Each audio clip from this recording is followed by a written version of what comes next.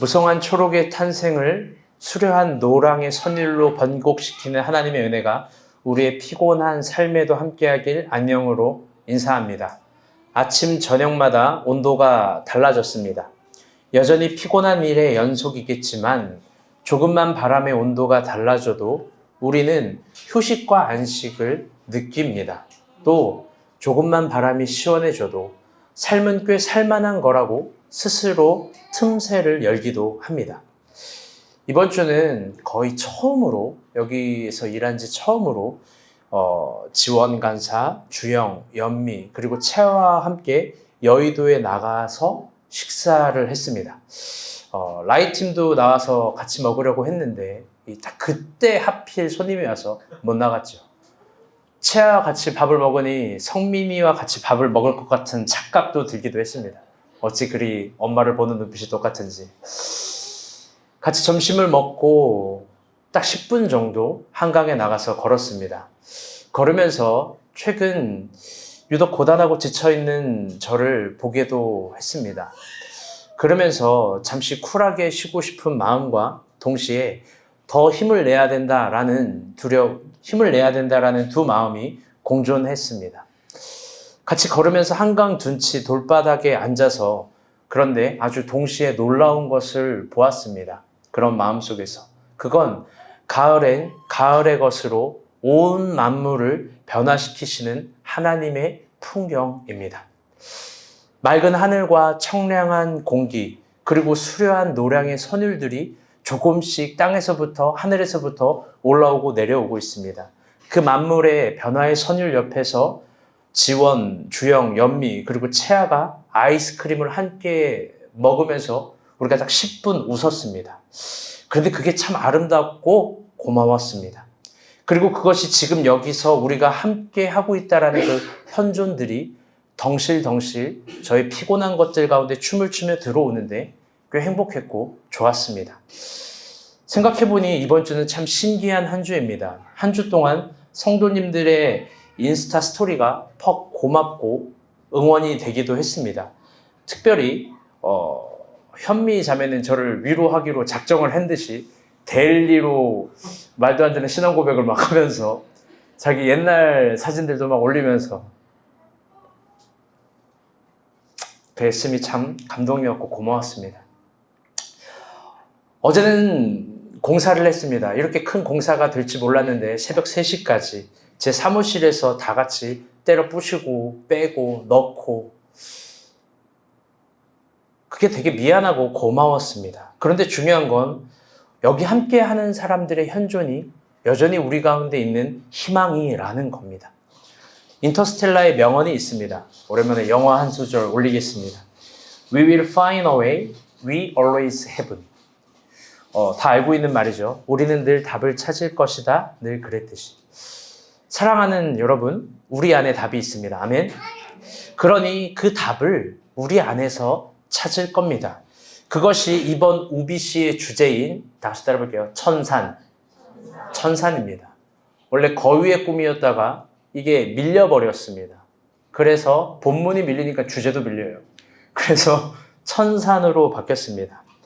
그것이 하나님께서 광야에서 시험을 주시면서 동시에 실험할 수 있는 걸 주시는 하나님의 섭리입니다. 우리가 본 교회가 이제 조금 속도를 내서 변화해 보려고 합니다. 보통 그 큰 변화를 내년에 주고 연초에 주는데 그러지 않으려고 합니다. 바로 주려고 합니다. 어떤 한 날을 잡고 그 변화의 지표에 대해서 모두가 함께 이야기하는 시간을 가질 겁니다. 이번 주 또 어떤 한 날은 그 변화의 지표에 대해서 우리 목자들과 함께 이야기하는 시간을 가졌습니다. 변화에 대해서 이야기를 했지만 사실 깊은 저녁 내내 우리 목자들에게 화를 내고 혼을 냈습니다. 또 그게 돌아서면 너무 미안하고 그렇게 혼을 내는 게 화가 납니다. 스스로에게 화가 납니다. 그런데 여러분, 강력히 말하는 바 우리가 본 교회 목자들을 진심으로 존경하시기를 바랍니다. 가을이 옵니다. 가을이 우리에게 이미 도래했습니다. 저는 만물을 변화시키시는 하나님 앞에, 이 가을 앞에 소망 없다라는 불평을 수용하지 않고 오늘 우리에게 주신 이 우리의 현존을 깊게 관찰해 보려고 합니다. 그러니 우리 모두 다 더 변화하기를 희망하고 또 열매 맺기를 소망해 봅시다. 아멘. 이번 주는 세상 돌아가는 소식을 생략합니다. 큐티가 열왕기 하로 넘어왔습니다. 다들 어떠셨는지요? 전 개인적으로 이런 달을 굉장히 좋아한다고 했습니다. 한 달의 시작이 주일인 주, 그리고 또 큐티 본문이 같이 바뀌는 날. 이게 참 반갑고 좋습니다. 우리가 볼 땐 열왕기라는 성경이 열왕기상, 열왕기하로 나눠서 두 권처럼 보이지만 본래 히브리 구약 성경을 보면 한 권의 성경으로 되어 있습니다. 히브리어로는요, 이 세페르 멜라킴이라는 건데요. 국어의 뜻과 비슷합니다. 왕들의 책입니다. 그런데 그런 열왕기서에 가장 가득한 진정한 주제가 있는데요. 그건 뭐냐면 왕들의 역사가 아니라 과연 어떤 왕이 하나님을 믿는가입니다. 이게 열왕기서의 진정한 주제입니다. 열왕기 역사는 그것을 평론합니다. 짧게 그 신비에 대해서 이야기를 하면 열왕기라는 역사는 사울부터 해서 솔로몬까지 큰 한 덩어리를 내리고 솔로몬부터 해서 남유다와 북이스라엘을 나누고 그리고 수많은 왕들의 역사를 기록하는데 놀랍게도 그 기록을 마치 한 사람이 쓴 것처럼 세세하게 기록을 합니다. 그리고 그 세세한 기록 끝에 하나의 역사를 표현하는 그 집중력은 재미있게도 마지막 이스라엘의 왕이었던 시드기야, 여호야긴에 대해서 이스라엘의 패망에 대해서 집중적으로 합니다. 그래서 고대 유대 지혜자들은 이 열왕기서 한 권으로 되어 있는 지금은 상하로 나눠져 있지만 그 서의 저자를 예레미야로 생각하기도 했습니다. 예레미야가 똑같은 역사적 맥락에서 글을 쓰니까요. 이게 참 놀라운 신비입니다.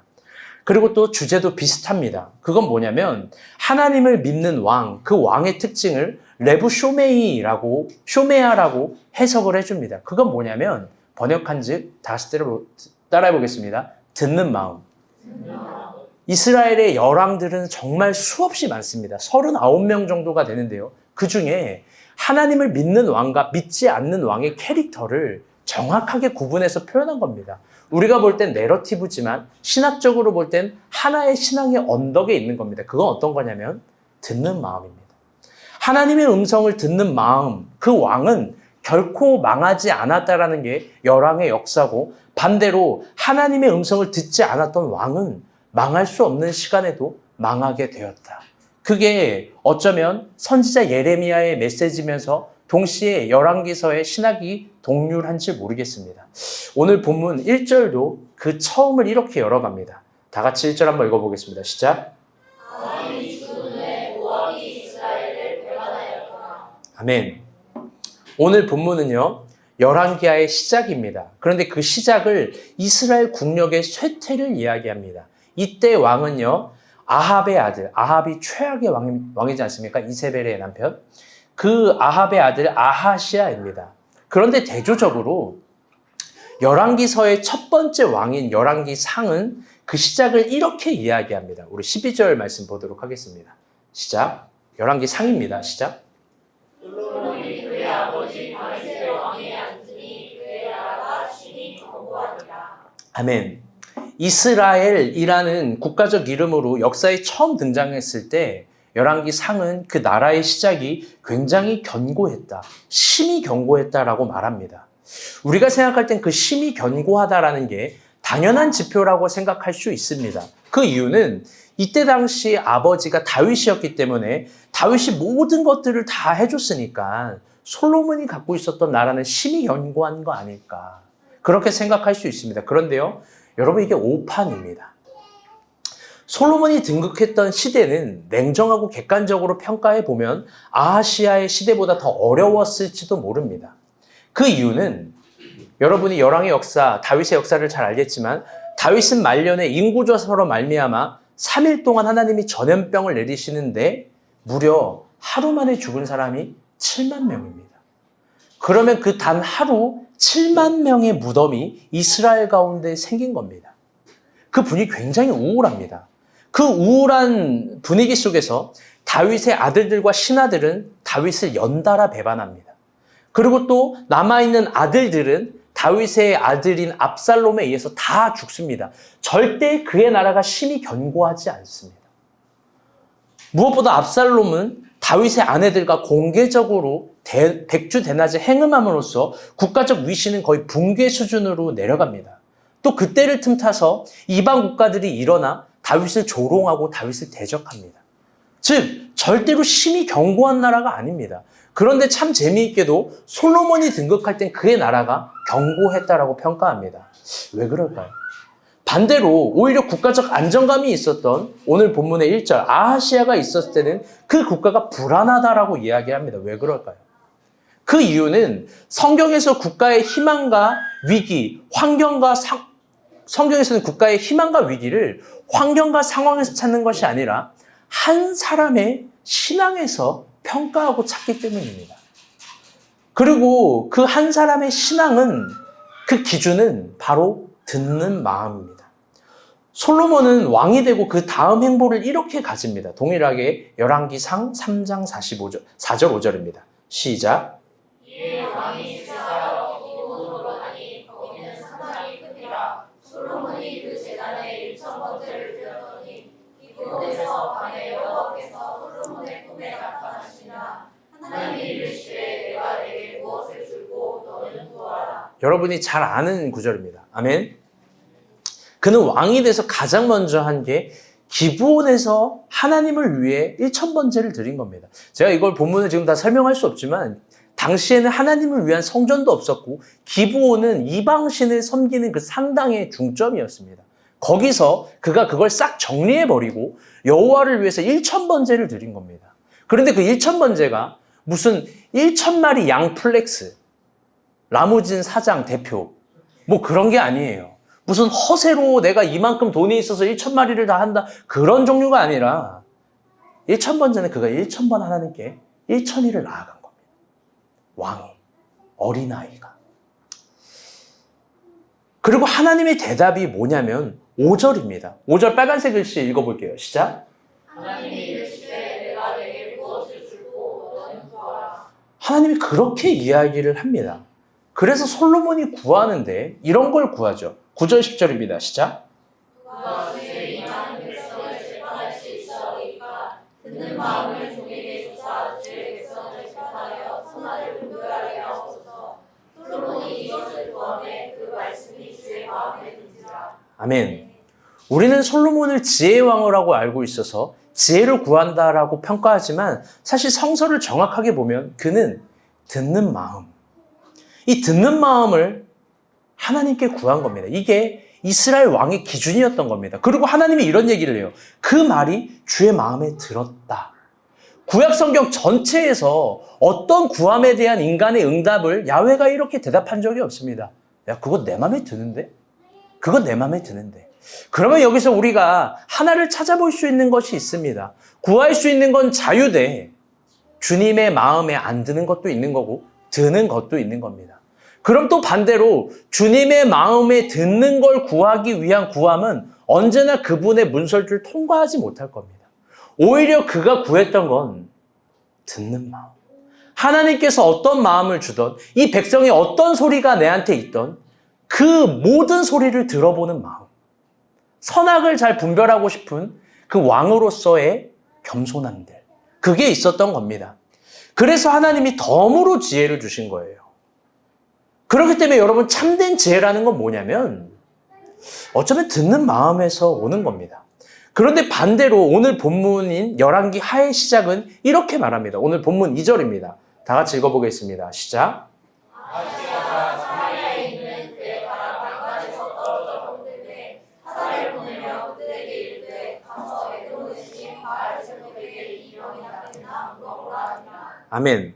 열왕기하가 시작이 되면서 1장에서 왕이 된 아합의 아들 아하시아의 첫 행보입니다. 그건 뭐냐면 자신의 병을 치료할 수 있는지 바알세불에게 묻는 겁니다. 이거 하나만 봐도 그가 얼마나 평소에 바알 신봉자인지 알 수 있습니다. 즉 솔로몬이 등극할 때 여호와께 듣는 마음과 이 바알세불에게 듣는 마음은 확연히 다른 겁니다. 아하시아는 바알의 음성을 신봉하는 겁니다. 그래서 아하시아는 2절에서 어떻게 하냐? 자신의 사자를 에그론에 보냅니다. 2절. 에그론의 신 바알에게 이 병이 낫겠는지 물어보라. 이 하얀색 글씨 있죠. 사자를 보냅니다. 그의 사신들을 보내는 겁니다. 그런데 재밌는 게 뭐냐면 3절입니다. 하나님도 사자를 보냅니다. 시작. 여호와의 사자가 셋째 사람 엘리야에게 이르되 너는 일어나 올라가서 사마리아 왕의 사자를 만나주니 이스라엘 하나님이 앞서서 나라를 이루신 바알세불에게 물러 하느냐. 아멘. 바로 여러분 이 환경에 집중해야 됩니다. 듣는 마음. 애기 소리도 듣고 하나님 말씀도 듣는 마음. 아멘. 그럼요. 이 다 천사들의 합창이에요. 하나님께서도 사자를 보내는데 바로 엘리야입니다. 둘이 길에서 만납니다. 그리고 엘리야가 말합니다. 야, 이스라엘엔 하나님이 없냐? 하나님이 없기 때문에 이스라엘 왕이 바알세부부에게 물으러 가는 게 말이 되냐? 굉장히 상식적인 되물음입니다. 예를 들어서 민정 자매가 이거 상처 안 받는다고 확신하고 얘기하는 거예요. 잘 들으세요. 잘. 이 비유를 주영자매도 잘 들으세요. 남자친구 소개팅을 했습니다. 하나님 이 사람과 될까요? 안 될까요? 이걸 누구한테 물어봐야 돼요? 이게 바알세부비라는 거예요. 그래서 내가 시험 들지 말라는 거예요. 하나님께 먼저 묻는 거예요. 그 신앙의 첫 행보가 중요한 거예요. 여러분 크썸이 시작됐어요. 할렐루야. 근데 크썸을 신봉하고 하나님을 안 믿는 순간 저건 하나님 부셔버리는 바알이 되는 거예요. 그런데 크썸이 돌려보내는 겁니다. 우리가 본 교회 하나님께 물어볼 수 없어서 나한테 물어보냐? 하나님께 물어보세요. 그러면 하나님이 주시는 겁니다. 여러분, 하나님이 이런 동작의 첫 마음도 있고 굉장히 중요하게 여겨요. 당신의 태도 때문에 크섭이 달려있어요. 오케이, 할렐루야. 말이 안 된다는 겁니다.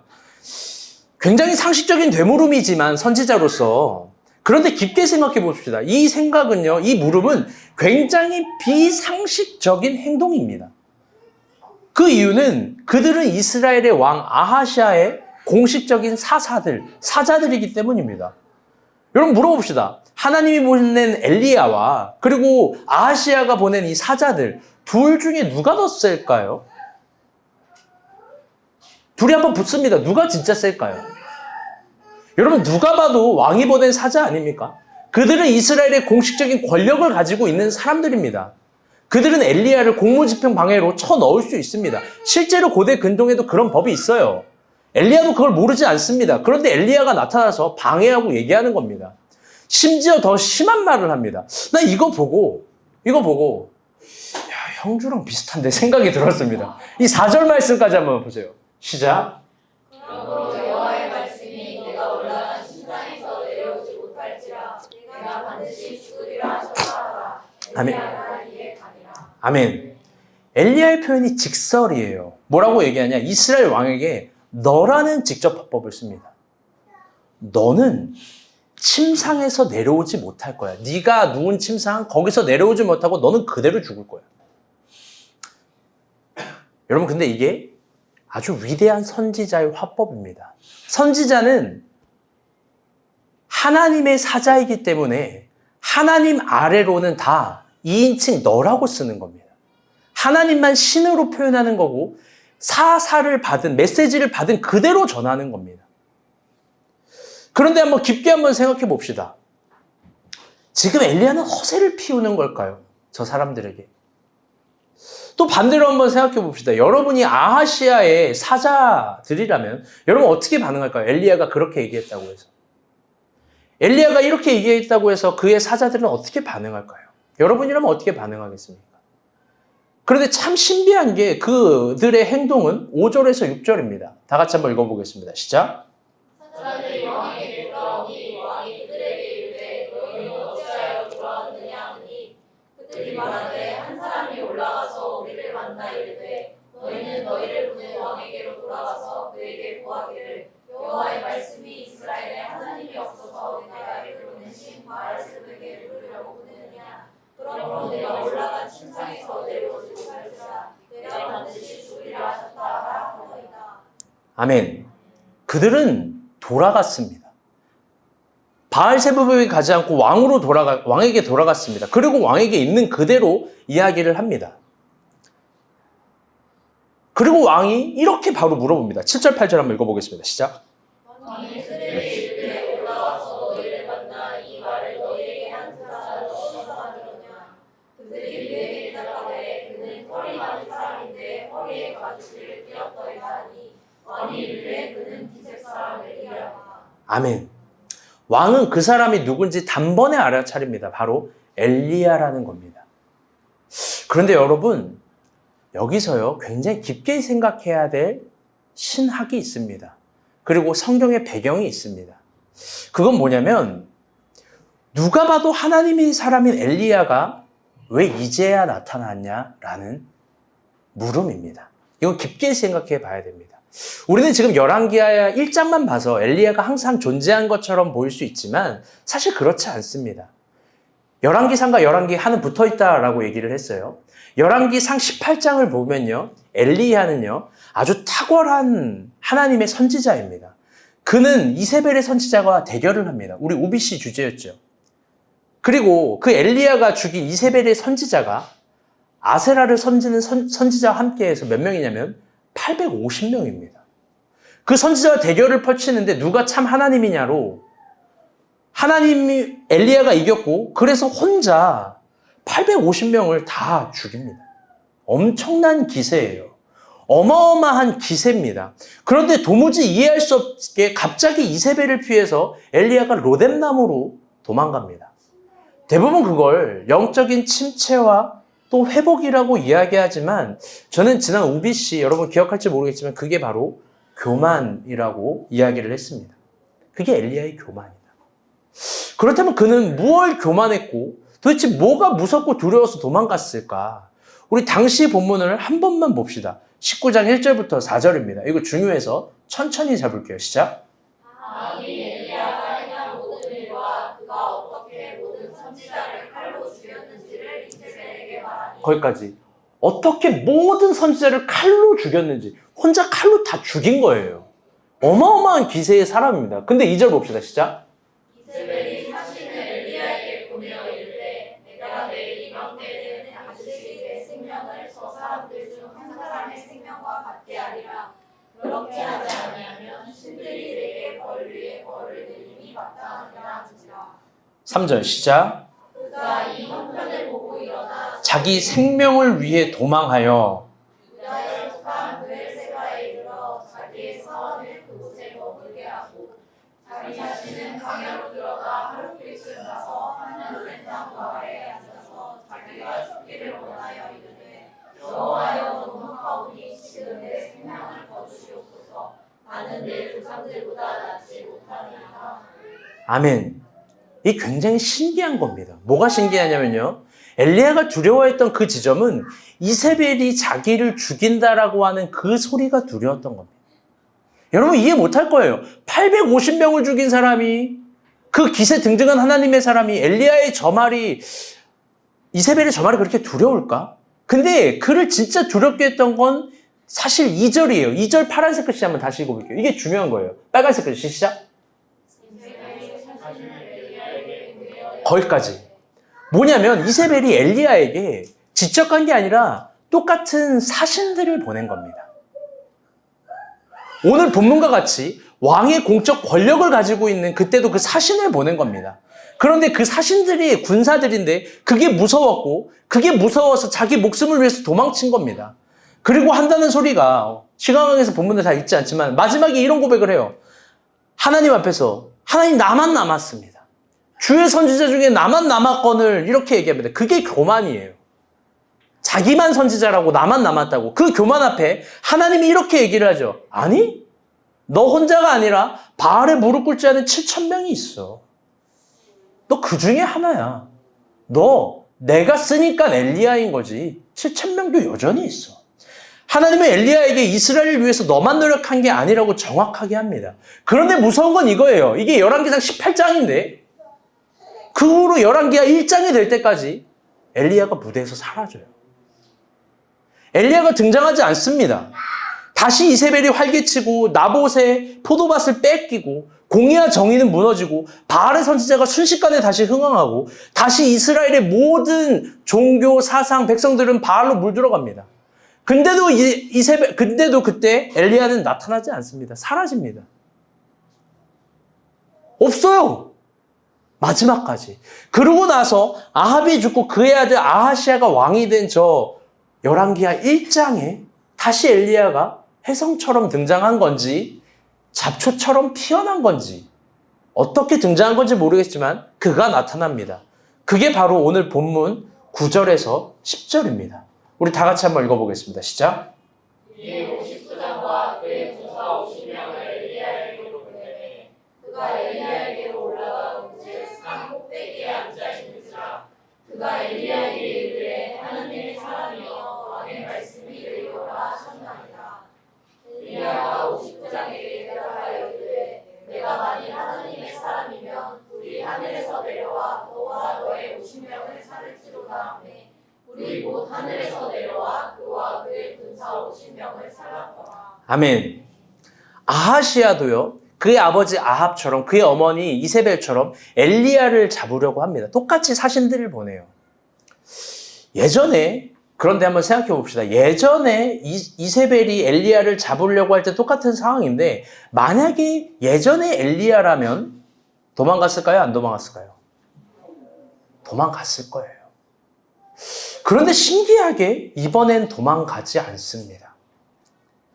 아하시아의 사자, 그 군사들이 이야기를 합니다. 하나님의 사람이여 내려오소서. 존칭 같지만 거기에는요, 어쩌면 이 말을 들은 엘리야는 굉장히 부끄러운 말일 수도 있습니다. 왜? 그는 사명을 버리고 도망간 거고 그는 이스라엘 위기에 나타나지 않고 등장하지도 않은 겁니다. 거기에 대해서 신학적인 논쟁이 많습니다. 하나님이 안 보내셨다 혹은 끝까지 도망간 거다. 뭐가 맞는지는 한번 깊게 나누고 싶지만 오늘 그 시간이 아니니까. 어쩌면 그 말은요, 굉장히 부끄럽고 피하고 싶고 그를 아프게 하는 말일 수 있습니다. 그는 이런 생각을 그 심중에 했을 수도 있습니다. 중요한 생각이에요. 잘 들어보세요. 이걸 거예요. 내가 과연 아직도 하나님의 사람일까? 내가 하나님께 다시 쓰임받을 수 있을까? 내가 진짜 하나님의 사람일까? 그래서 10절을 보면 조금 대답이 재미있습니다. 10절 다 같이 한번 또 읽어볼게요. 시작.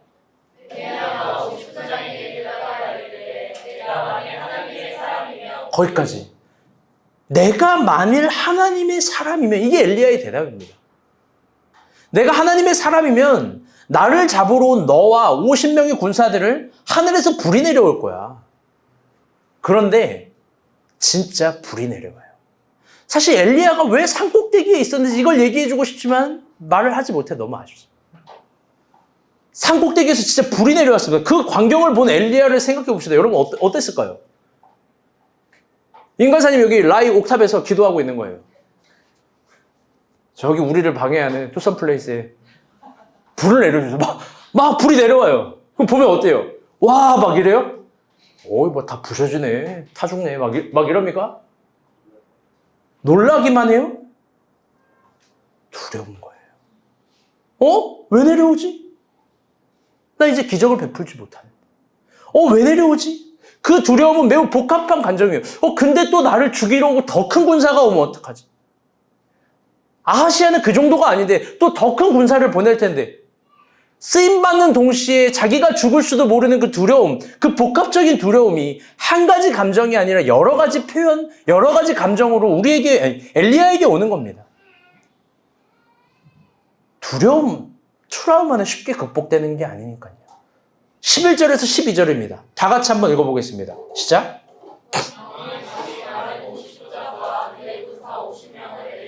거기까지. 또 다시 보냅니다. 두 번째 보내는 거예요. 다시 진짜 엘리야 예상대로 보냅니다. 읽어보세요. 시작.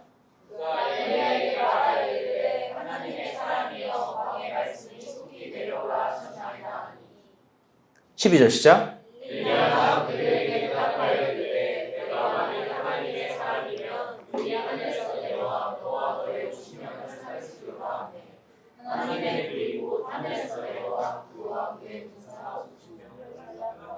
아멘.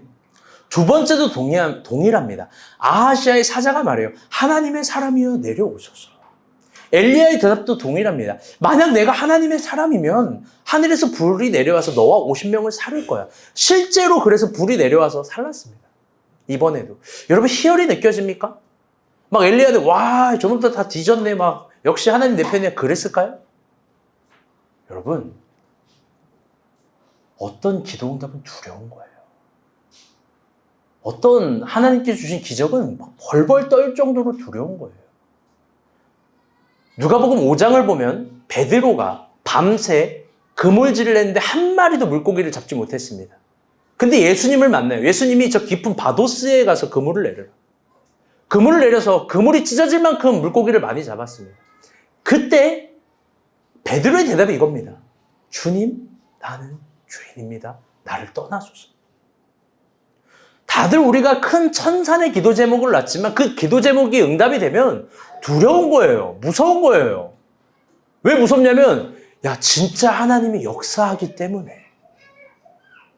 여러분 왜 불일까요? 엘리야는 왜 불을 이야기할까요? 지금 열왕기 상에 있는 그 17장에 있는 모든 내용을 얘기해 줄 수 없지만 바알의 선지자와 대결을 할 때 하나님께서 어떤 그 하늘의 사인으로 바알의 선지자를 죽였는지 아세요? 나중에 17장을 꼭 보세요. 다 같이 볼게요. 불. 물을 가득 채웠어요. 그 나무와 제단에 물을 다 적시게 했어요. 이세벨의 선지자가 밤새 몸을 자해하면서 내려오라고 했는데 불이 내려오지 않아요. 엘리야는요 굉장한 유머러스한 사람이에요.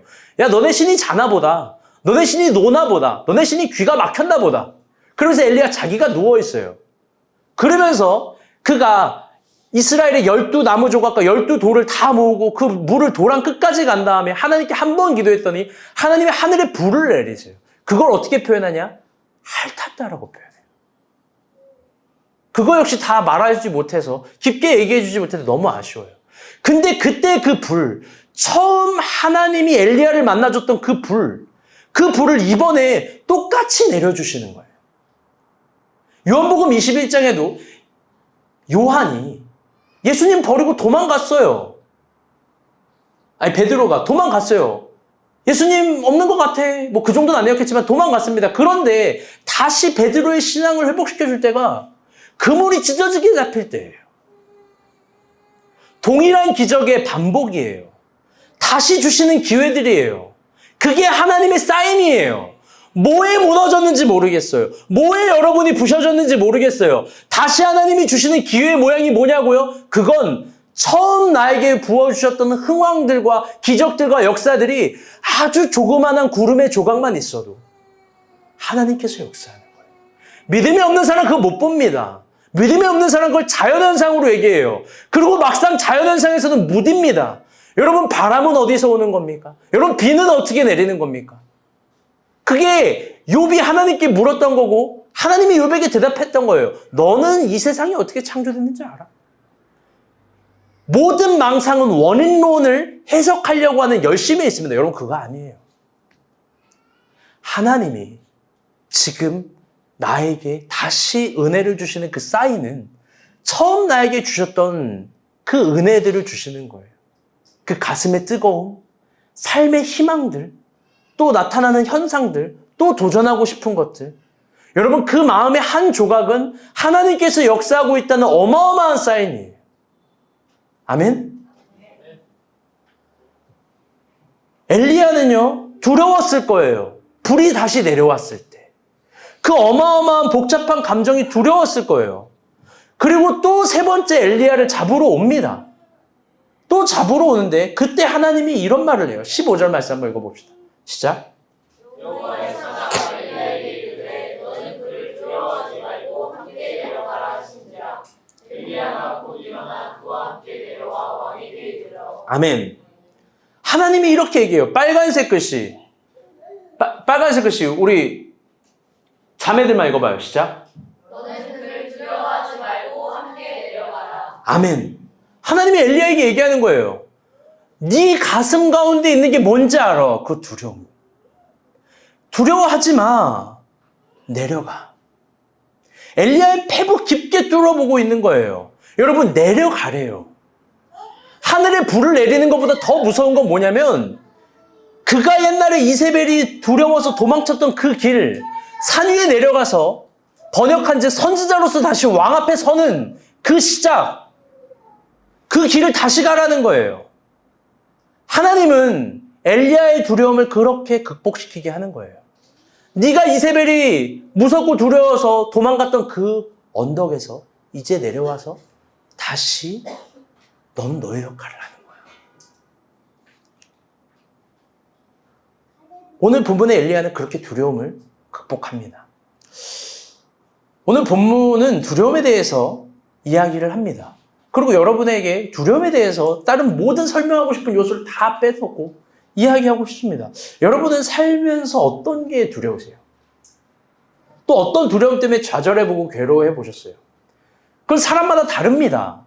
또 어떤 두려움은요, 맞서기보다는 도망쳐야 되고 회피해야 될 것들이 있습니다. 분명 그런 것들이 있어요. 우리 아내는요, 우리 헤라는 강아지를 두려워합니다. 잘 이해가 안 돼요. 저기 멀리 50m 뒤에서 뭐가 온대요. 나는 모르겠어. 강아지가 와요. 그러면 50m면 꽤 긴 거리거든요. 그럼 앞으로 가다가 옆으로 가는 게 아니라 뒤로 도망가요. 뒤로 도망가고 우회합니다. 처음에는요, 그 모습이 귀여웠어요.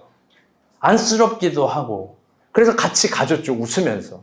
내가 지켜줄게. 왜 나는 안 무서워하고 걔를 무서워하냐. 근데 이제는 스트레스 덩어리예요. 맨날 도망가야 되니까. 어느 날은 1층에서 불러요. 강아지야! 그래. 나보고 어떡하러, 난 지금 막 일하고 있는데. 미소가 위로예요. 엄마, 얘는 강아지일 뿐이야. 진짜예요. 엄마, 얘는 강아지일 뿐이야. 그런데 그게 극복이 안 되는 겁니다. 이런 극복이 안 되는 건 피하고 도망가야죠. 여러분, 지원관사는요, 술에 취한 사람을 두려워해요. 길을 가다가도 만취한 사람이 온다. 나는 그게 만취한 사람이 걷는지 보이지도 않아. 그런데 우회해서 피해서 도망갑니다. 같이 횡단보도로 가고 있는데 한 번도 그런 적이 없는데 감히 나를 앞질러서 막 이렇게 저렇게 빨리 막 도망가요. 그리고 저기 끝에서 혼자 막 삭개오처럼 이렇게 쳐다보고 있습니다. 술 먹고 돌아다니는 사람 너무 싫은 거예요. 그런데 어떤 날은요, 여기 공영주차장에서 나오는데 남자 3명이 술에 만취해서 윤용식 차를 막았어요. 술에 만취한 남자. 그 남자가 심지어 한 명이 내 영상을 봤는데 이 바지를 내립니다.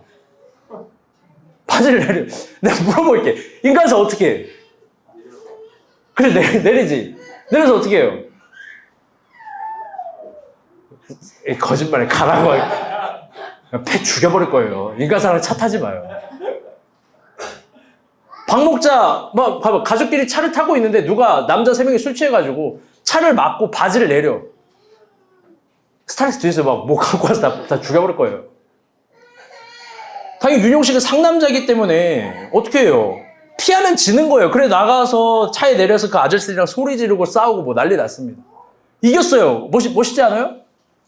그런데 집에 가서 지원관사에게 속된 표현이에요. 뒤지게 혼납니다. 그 이유는 지원관사 판단에 그 사람이 그러다가 위험한 횡패를 부릴 수 있으니까. 무슨 짓을 할 줄도 모르는 거잖아요.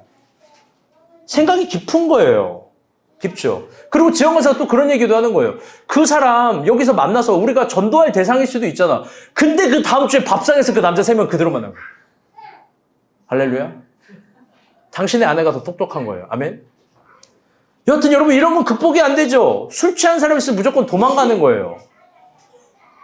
근데 그거보다 오빠가 더 무서운 사람인데 그걸 모르고. 맞아요. 여러분, 그런 거 다 피해야 돼요. 그런데요, 중요한 거 잘 들어보세요. 이거 성민 형제 진짜 중요한 메시지 잘 들어보세요. 그런데 하나님이 다시 원점에서 다시 직면하게 하는 두려움이 있어요. 피하는 게 아니라 광야 끝에서부터 날개를 펴서 다시 직면하게 하고 반드시 극복하게 하는 두려움도 있어요. 그게 어떤 두려움이냐면 피해도 피할 수 없고 도망가도 피할 수 없고, 그 두려움은 뭐냐면 그건 다 같이 따라볼게요. 하나님의 준엄한 명령. 많은 명령들 말고 하나님께서 주신 어떤 준엄한 명령들에 대해서는 두려워서 핑계에 대해서 회피할 수 없는 지점들이 있는 거예요. 하나님이 정말 사랑하는 사람, 특별하게 사랑하는 사람은 하나님은 그 명령에 대해서 반드시 원점을 회복시키겠어요. 도망쳤는데 다시 그 두려움에 맞서게 하세요. 분명히 난 무너졌는데 나도 알지 못하는 요소를 일어서게 하세요. 제가 지난번에 팔목 이야기했죠. 난 놨는데 하나님이 잡고 있어요. 결국 반드시 그 두려움이 극복되기까지 시험하시고 훈련시키고 맞서게 하는 지점이 있어요. 그게 뭐냐? 하나님이 주신 명령이에요. 더 나아가 하나님이 주시는 명령이 두려워서 도망갔는데 그 명령을 반드시 수행하게 하는 거예요. 여러분 모세를 생각해 봅시다. 그는 동족에게 버림받을까 두려워서 광야로 도망갔는데 하나님과 씨름한 후 이스라엘 백성을 다시 직면하게 합니다. 여러분 야곱을 보세요. 에서가 두려워서 피해서 도망갔는데 그 14년이 지났음에도 불구하고 하나님의 야복강가에서 씨름한 후 다시 에서를 직면하게 해요. 여러분 삼손 봐요. 여러분 그게 로맨티스트입니까? 드릴라를 사랑해서 하나님이 소명 다 버렸어요. 그런데 다시 소명을 증명한 후 결국 블레셋의 가장 중요한 신전의 기둥을 뽑아버려서 가장 큰 사명을 이루게 합니다. 여러분 베드로 봅시다. 그는 죽음이 두려워서 예수를 3번 부인했습니다. 그런데 결국 십자가를 직면하고 다시 일어나서 끝까지 예수를 지키는 수제자. 그 베드로라는 호칭을 절대로 못 버리게 합니다. 한 번 수제자, 끝까지 수제자. 하나님은 모두 그 지점으로 돌아오게 하십니다. 그래서 처음부터 다시 직면하게 하십니다. 그게 지독한 하나님이 아니라 지독한 하나님의 사랑입니다. 여러분 내면에 뭐가 있는지 모르겠어요. 그 내면에 두려움이 어떤 게 있는지 모르겠어요. 그런데 하나님은 하나님의 명령을 직면해서 반드시 두려움을 극복하게 합니다. 왜 그러냐? 그게 이 세상에서 가장 두려워야 될 하나님의 명령이기 때문에 그래요. 아멘? 여러분 진짜 두려운 건 하나님의 명령이에요. 진짜 두려운 게 그 지점이라는 걸 깨닫게 하는 거예요. 그런 하나님의 사람들, 그게 제일 두려운 사람들이 하나님의 사람들입니다. 그걸 제일 존중하는 사람들이 하나님의 사람들입니다. 그걸 신앙하는 게 하나님의 사람들입니다. 그들은 늘 고백해요. 뭘 고백하냐? 내가 틀렸습니다. 당신이 맞습니다. 내가 잘못됐습니다. 당신이 옳습니다. 내가 악합니다. 당신이 선입니다. 왜 그러냐? 그들은 그 명령 뒤에 진짜 두려운 게 뭔지 알고 있는 거예요. 그게 뭐냐면, 다시 따라볼게요. 내가 하나님의 사람이 되지 못하는 긴장감. 여러분 중요한 거예요. 왜 하나님은 하나님의 명령을 제일 크게 여기고 그걸 크게 여기는 사람이 하나님의 사람이라고 반문할 수 있냐? 하나님의 사람은 하나님의 명령을 어길 때 하나님의 사람이 되지 못하는 긴장감이 있는 거예요. 내가 쓰임받지 못하는 긴장감이 있는 거예요. 그게 엘리야의 내면 깊은 곳에 있었던 두려움이었던 거예요. 내가 다시 쓰임받을 수 있을까? 물론 여러분 이게 우리 모두에게 해당되는 이야기가 아닐 수 있습니다. 그런데 아까 설교 서론에 인쇄했던 것처럼 이게 우리 모두에게 해당되는 이야기일 수 있습니다. 어떤 신앙의 사람들은 신앙의 모험도 없이 얼마든지 신앙을 향유할 수 있다고 생각합니다. 내가 굳이 하나님의 사람이 되지 않아도, 내가 굳이 하나님께 쓰임받지 않아도, 내가 그냥 적당한 신앙생활하면 될 수 있지 않을까? 뭐 이런 생각들입니다. 존중해주고 싶어요. 그렇게 신앙생활 할 수 있죠. 그런데 여러분, 가장 위대한 가치는 반대 개념입니다. 내가 정말 하나님의 사람이 될 수 있다면 그건 이 땅에서 포기할 수 없는 가치예요. 예전에도 이야기했지만 그래요. 엘리야인 줄 알았어요. 잘 들어보세요. 성경에는요, 일반적인 사람들이 대다수예요. 그런데 섭리가 있는 사람들도 있어요. 하나님의 사람들. 그들은 이런 걸 갖고 있어요. 신비함, 위대함과 고결함, 그리고 풍성함과 풍요로움, 단단함. 만약 내가 그런 하늘의 유산을 받을 수 있다면, 내가 그걸 소유할 수 있다면 그걸 포기하는 건 쿨한 게 아니에요. 그건 바보 같은 거예요. 나 그거 포기할 수 있어. 난 그냥 적당히 예배드릴 수 있어. 여러분, 그거 쿨한 게 아니에요. 그건 진짜 바보 같은 거예요. 그런데 너무나 가슴 아픈 건 조국 교회의 보편적 세계관은 이런 걸 절대 가르치지 않습니다. 리더가 몰라서 그럴 수 있고 경험하지 못해서 그럴 수도 있습니다. 왜냐하면 목자는 반드시 가본 만큼 양을 인도할 수 있으니까요. 그저 모든 성도들에게 일주일에 좋은 한 편 설교 듣고 집에 가고 여가 시간 즐겨라. 그걸 성서의 진실한 요구라고 생각하는 거예요. 여러분, 근데 진짜 우리가 보고 있는 이 성서의 진실한 요구는 그런 게 아니에요. 진지한 요구는 어떤 거냐? 잘 들어보세요. 이게 진실이에요. 진짜 말해드릴게요. 진지한 생의 의미를 담아서 한계를 이겨내는 믿음의 도전들을 사실 성경은 계속 가르쳐요. 여러분, 그게 광야 아닙니까? 다들 공허한 30배, 60배, 100배의 축복만 공상에 가득하게 믿습니다. 그런데 그게 아니라 한 알의 밀알이 한계까지 썩어져서 죽는 그 믿음의 탄생. 여러분, 이걸 가르치지 않아요. 모두 성서의 기적은 박제되어 있는 전설들로만 생각합니다. 다들 그게 신앙생활의 시작이고 끝이고 전부라고 생각해요. 여러분, 근데 우리가 진짜 믿는 진리인 성경 그걸 말할까? 여러분, 전혀 아니에요. 절대 아니에요. 100번 양보해도 포기할 수 없는 가치가 있어요. 그거 뭐냐? 하나님의 사람들에겐 그런 은혜들이 있다는 거예요. 그리고 그건 구하고 찾고 사모하는 자들에게 하나님이 주신다라는 거예요. 하나님의 사람들에게 기적이 있어요. 여러분, 잘 들어요. 잘 들어요. 흐름을 이야기합니다. 지난주까지는 가장 큰 아픔이 있는 눈물의 예레미야였어요. 다 부서지고 찢어지고 죽었어요. 하나 한 톨까지 회개시켰어요. 그런데 이번 주부터는 열왕기 하의 엘리야예요. 여러분, 맥락을 이야기하는 거 잘 들어보세요.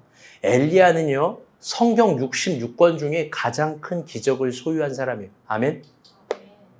3장에서는 하늘로 승천해요. 여러분, 그게 지금 우리가 본 교회로 오고 있어요. 여러분, 맥락을 얘기하는 거예요. 엘리야 다음에 누가 있냐? 끝이 아니라 엘리사가 있어요. 엘리사는요, 엘리야보다 영감이 갑절이 있는 사람이에요. 여러분, 하나님이 지금 우리가 본 교회에게 엘리야와 엘리사를 보여줍니다. 가장 위대했던 선지자들, 가장 풍성했던 하늘의 기적을 갖고 있었던 그들의 세계관, 그들의 도전들, 그들의 위대함들. 여러분, 만약 그게 우리 이야기가 될 수 있다면 여러분, 그건 쿨할 수 있는 가치가 아니라 간절해야 되고 사모해야 될 수 있는 가치. 저는 무릎을 쳤어요. 됐다. 분명히 하나님이 진짜 큰 은혜를 주시겠구나. 지금도 그렇구나. 그런데 오늘 본문은 아주 중요한 지점입니다. 조금 더 깊게 들어가 볼게요. 오늘 설교는. 그런 엘리야가 도망쳤던 두려움을 다시 직면하는 두려움. 그런 엘리야가 도망쳤던 두려움을 다시 직면하는 두려움이고, 그가 하나님 말씀을 순종함으로써 두려움을 극복되는 본문을 보여줍니다. 그가 도망쳤던 두려움과 직면하는 두려움 사이에 있는 게 뭐냐면, 다 같이 따라볼게요. 기회. 아주 소중한 기회를 주시는 거예요. 그 기회가 뭐냐? 아까 이야기한 하늘에서 불이 2번이나 내려주는 기회예요. 내가 너를 버리지 않았다라고, 우리 다시 시작하자고 하는 기회. 그 하늘의 응원입니다. 그래서 진짜 신앙이 있는 사람은 여기에 총명한 거예요. 진짜 지혜로운 사람은 여기에 총명한 거예요. 다들 이렇게 생각해요, 신앙생활을. 내가 기도하고 마음 먹으면 하나님이 이제 은혜를 주시지 않겠어? 천만의 말씀, 만만의 콩떡이에요. 네, 옛날 사람이에요. 천만의 말씀, 만만의 콩떡이에요. 내가 잘하면 은혜를 주겠지. 여러분, 버스 지나갔어요. 나더러 주여 주여 해도 문이 안 열리는 시간이 있는 거예요. 냉정하지만 그게 사실이에요. 그런데 주님이 부를 때 열처녀처럼 기름이 가득한 그런 사람도 있는 겁니다. 진짜 총명하고 신앙이 있는 사람은 하나님이 다시 주는 기회를 알아차리고 소중하게 대하는 거예요. 마치 사막에서 물 한 모금 소중하게 마시듯이. 왜냐하면 그게 절대로 당연한 게 아니고 그게 하늘의 것이고 하늘의 응원이라는 걸 알아차리기 때문에 그래요. 저는 설교를 준비하면서 아주 놀라운 하나님의 응원을 깨닫습니다. 그건 뭐냐면 이거 박목자가 들어야 돼요. 박목자가 없네. 박목자님 앞으로 나오세요. 이거 설교 좀 들어야 돼요. 앞으로 나오세요. 뭐냐면요. 아주 놀라운 하나님의 응원을 깨달아요. 그건 뭐냐면 이 건물의 내관과 외관의 페인트 칠이에요. 여러분 이게 얼마나 큰 기적인지 모르겠어요. 사실 지난 한 달간 카페 라인은 아마 제 이름을 주홍 글씨 썼을 거예요. 저한테 한 달 내내 시달렸어요. 여러분 다들 그런 생각할 거예요. 아, 여기에서 근무하면 얼마나 좋을까? 포마이틴도 마찬가지. 저한테 한 달 내내 시달렸어요. 그 이유는 이제 새로운 구상으로 사업을 다시 준비하려고 하니까요. 시작하려고 하니까요. 그런데 가장 그 중에 예민하고 어려운 문제가 바로 간판의 문제입니다. 브랜딩을 새로 해야 되고 간판을 달고 디자인, 캐릭터, 비용 문제가 생기고 더 나아가 이번엔 건물주와 이제 드디어 합의가 되고 얘기가 됐어요. 박 목자가 직접 통화했어요. 이번엔 제가 아니에요. 교회 간판 단다고. 달래요, 예쁘게 해서. 그게 참 복됩니다. 감사합니다. 근데 어려운 게 뭐냐면 이 건물의 외관이에요. 이거 진짜 더럽잖아요. 진짜 낡았잖아요. 여기 교회가 있다고 누가 믿겠어요? 이게 엄청난 노후가 되어 있습니다. 그런데 참으로 신기한 건 우리가 그렇게 회의를 시작한 한 달 동안 여기 건물주가 절대 안 나타나거든요. 자주 왔다 갔다 합니다. 그리고 결론적으로 얘기하면 이 건물의 내관 페인트도 여러분 다 한 거 알아요? 깨끗해졌어요. 페인트 칠도 다 하고 저 외관도 지금 페인트 칠뿐만 아니라 유지 보수 그 다음에 방수까지 다 한 거예요. 튀어나온 거 못 하나까지 다 긁어냈어요. 여기 막 문 하루 종일 막 매달리셔가지고 어제. 할렐루야. 참고로 이 건물주가 굉장히 지독한 분이에요. 돈을 안 써요. 여러분 이게 엽기적인 게 페인트 칠도 보면 다 된 게 아니라 중간에 안 돼 있을 거예요. 건물주 한 명이 우리는 절대 안 한다라는 마음을 가졌어요. 그래 끝에만 됐어요. 난 이게 차라리 좋은 것 같아요. 왜? 여기만 더 튀어서. 제가 건물 칠하는 업자의 견적서를 봤어요. 실제로. 그리고 우리 사업하는 사람들, 사업자로 있는 사람들 공유해 줬어요. 여러분 근 1,000만 원이에요. 근 1,000만 원. 1,000만 원이 굳은 거예요. 이 건물의 외관과 내관이 깨끗해졌습니다. 여러분 신기하지 않습니까? 우리 이제 간판 달려고 하니까 굉장히 빨리 일해서 막 청소하고 뭐하고 막 하는 거예요. 근데 저는 두려워요. 이 8월에 기도원을 다녀온 후 순종했더니 마치 저는 이렇게 느껴요. 하나님이 우리를 응원하시려고 건물주를 사용한 것 같이 느껴져요. 여기 한 번도 건물을 관리해 준 적이 없어. 박 목사 맞아요, 아니에요? 건물을 관리해 준 적이 없어. 그런데 이제 막 관리하는 거예요. 하나님이 여기에 있는 모든 사업처와 교회 응원하는 겁니다. 아페라이 할 수 있어. 아멘? 포마이틴이 잘 될 수 있어. 아멘? 우리가 본 교회 더 잘 될 거야. 그 다음에 이제 크썸까지 생겼어요. 할 수 있어. 본문의 엘리야에겐 그걸 응원해주기 위해서 하늘의 불을 2번 내렸다면 저에겐 그게 이 건물의 페인트 칠이에요. 하늘에서 응원을 해주신 2번의 불 같아요. 정말이에요. 이게 갑자기 본문과 똑같이 우리에게 온 거예요. 우리에게도 하나님의 그런 응원이 있는 겁니다. 여러분 각자 맞을 거예요. 하늘에서 떨어지는 2번의 불 같은 응원들. 여러분 그 응원들, 그 기회들 그걸 정말 두려워하고 소중하게 여겨야 돼요.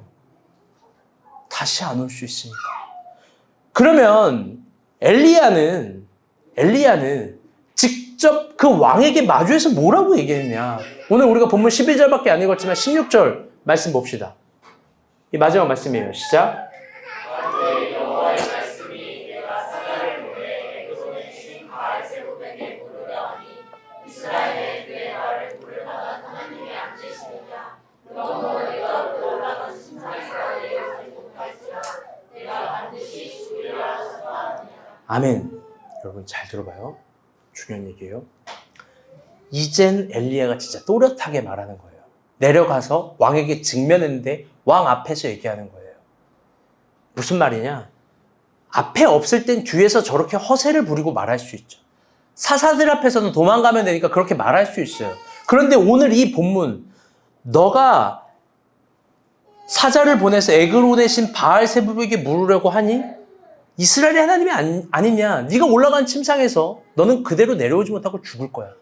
이걸 이번엔 진짜 왕 앞에서 한 거예요. 이게 엘리야의 시작이에요. 우리에게도 동일한 시작점이라는 게 있습니다. 그건 어떤 시작점이냐면, 잘 들어봐요. 끝나지 않은 설교예요. 여러분, 저 정도 돼야 돼요. 잘 들어봐요, 여러분. 이 세상 사람들은 시작을 처음 지점이라고만 알아요. 처음만 잘해야 처음을 시작이라고 여겨요. 그런데 그게 아니에요. 진짜 시작은 뭐냐? 믿음으로 두려움을 극복하고 다시 시작하는 지점이 시작 지점이에요. 아멘? 여러분, 그 지점이에요. 그게 진짜로 천상 같은 시작점이에요. 그 지점에서 이런 의문이 들 거예요. 하나님, 그럼 지나간 시간과 기회와 비용은 어떻게 됩니까? 난 이걸 윤희가 진짜 하나님께 윤희 정도는 물을 수 있을 것 같아요. 하나님, 제가 그동안 술 마시면서 썼던 그 많은 비용들. 제 주영 자매가 옛날 윤희 사진 하나 보여주는데 모든 사진마다 소주를 자꾸 웃고 있어요. 임창정인 줄 알았어. 소주 자꾸 계속 웃고 있어. 막 이렇게 막 보면서 흐뭇해하고 막 좋아하고. 근데 지나간 시간과 기회와 비용들 그런 거 어떻게 합니까? 여러분들이 중요한 건 이거예요. 훈련받고 실패하고 힘들어서 그 시간과 기회와 비용이 날아간 것 같죠? 야곱은 17년간 라반 밑에서 일해서 그 시간과 비용도 다 날아간 것 같죠?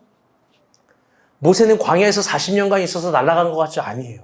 그게 수천 바퀴 지구를 돌고 돌아서 다시 나에게 와요. 거대하고 아름답게 와요. 손해보는 게 아니라 하나님이 더 풍성한 걸로 채워줘요. 그게 두려움을 극복하고 다시 시작했던 하나님 나라의 신비예요. 그 시작은 여전히 우리에게 열려 있습니다. 아멘?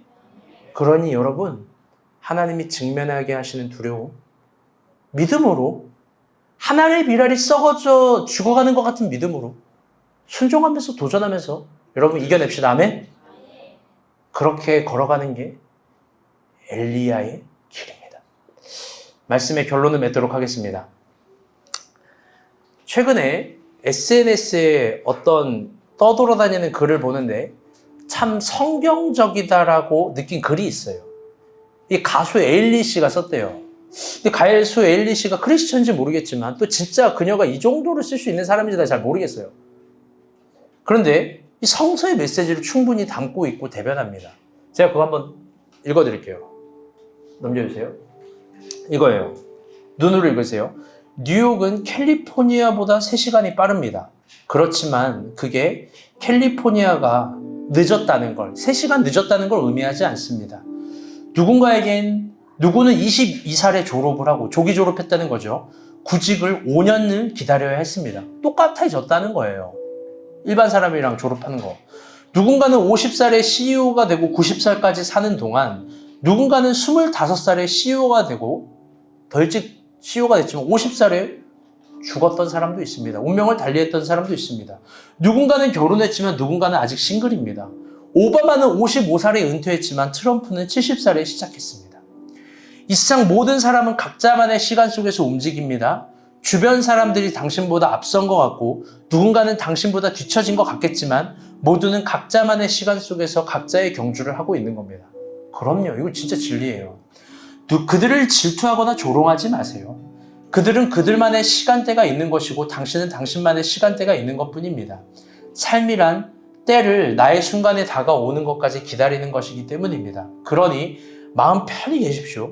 당신은 늦지도 이르지도 않았습니다. 당신은 당신만의 시간 속에 있는 겁니다. 이걸 시작이라는 시간 말고 시작이라는 말로 하면 똑같은 거예요. 우리는 그런 시작 속에 늘 있는 겁니다. 아멘? 하나님이 직면하게 하는 두려움 반드시 직면하세요. 무리해서라도 이겨내세요.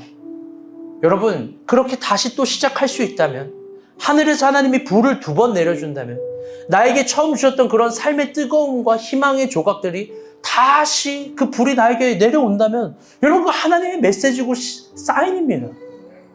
한계 없이 도전하시길 바랍니다. 아멘? 그런 관점에서 우리가 본 교회도 다시 시작하려고 합니다. We will find a way, we always have. 우리 안에 답이 있습니다. 아멘? 우리 정말 뜨겁게 기도하고 두려움을 극복하고 우리가 본 교회가 직면한 두려움도 극복하고 잘 이겨냅시다. 한번 같이 나중에 모이도록 하겠습니다. 우리 같이 찬양 부르고 기도하겠습니다.